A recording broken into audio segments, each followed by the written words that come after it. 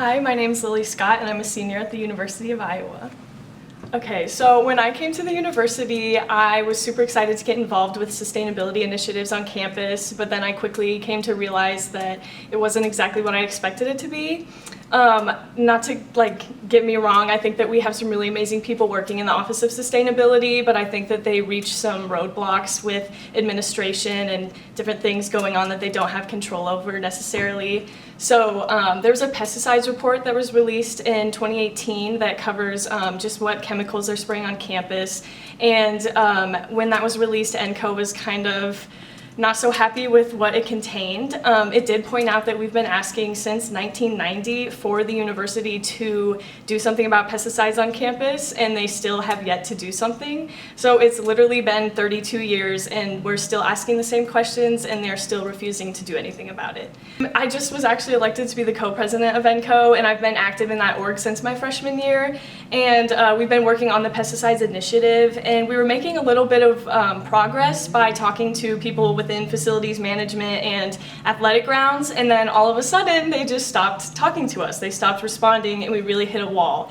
And it's just been really frustrating as a student because we are trying to take a stand and do work on campus, and then they just kind of shut us down. And we heard from someone inside the university that apparently if you bring up the word pesticide, they will just refuse to talk to you about it.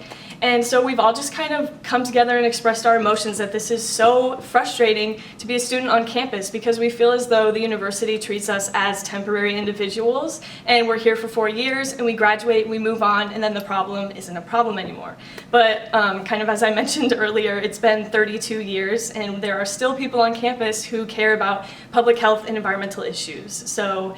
And we also thought it was kind of ironic how we were just certified as a B campus, but in the university's pesticide report, they reported that we spray neonicotinoids, and those are like a known toxic chemical or insecticide to bees, and especially just like all pollinators, and it's literally banned in the European Union, but we do spray it here on campus. So I'm not really sure if that's kind of like a greenwashing type thing, but it kind of feels like it.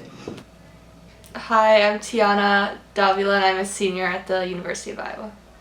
One thing about coming to college is that it's the first time you're really alone, and I was really scared because I've always struggled with anxiety and depression. One of the reasons I came to the University of Iowa is because of the mental health services that they provided. Every time I tried to get services through the University of Iowa, I ended up getting nothing. I had to make so many phone calls, I never really got an appointment, and I had no one to really talk to. The University of Iowa claims to have all these services for their students, but when I needed them the most, I didn't have any, and that's scary. My name is Aluna Olani, and I am a senior at the University of Iowa. When I first came to the University of Iowa, I thought I would have more guidance moving through the college system, and I think I felt disappointed in the university because I wasn't aware of all of the avenues I could take when pursuing classes or opportunities, and that was definitely a disappointing aspect of being a student here. Hi, I'm John Cook and I'm a senior at the University of Iowa. When I first got to Iowa, I was very excited about learning all the components that business has to offer and all the classes that are said to be so different and be able to do many different things.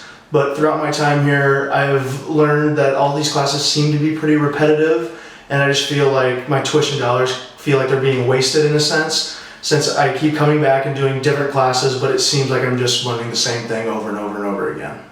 Basically, I feel like my tuition and education has been wasted on the same syllabus over the last 4 years, and this is pretty frustrating. My name is Erica Martin, and I'm a senior at the University of Iowa. It's no secret that the University of Iowa is not the safest place for women. I mean, let's look at the most recent Fiji events. Let's look at all the hawk alerts that we're getting every weekend. I, as a woman, don't feel safe at all walking these streets alone. I wanted an environment on a campus where I could learn and I could thrive, but now I'm scared to even be at the library alone past dark. I came to the University of Iowa to become an educated individual, and the fact that I can't even walk outside alone is super frustrating. My name is Paige Hansen and I'm a senior at the University of Iowa. When I first came to Iowa, the university really approached us as they are very diverse and very inclusive, and I thought that was great to come into because I don't come from a very diverse and inclusive hometown. So I'm in the nursing program at Iowa, and again, they reflect like diversity and inclusion, and obviously the medical field has very much swayed toward like we want our professionals to be diverse and inclusive to get like the whole scope of our patient population. However, the nursing program they have a very strict schedule regarding like their clinical schedule, the length we spend in class every day, the amount of work we have that is non-beneficial because it is mostly busy work.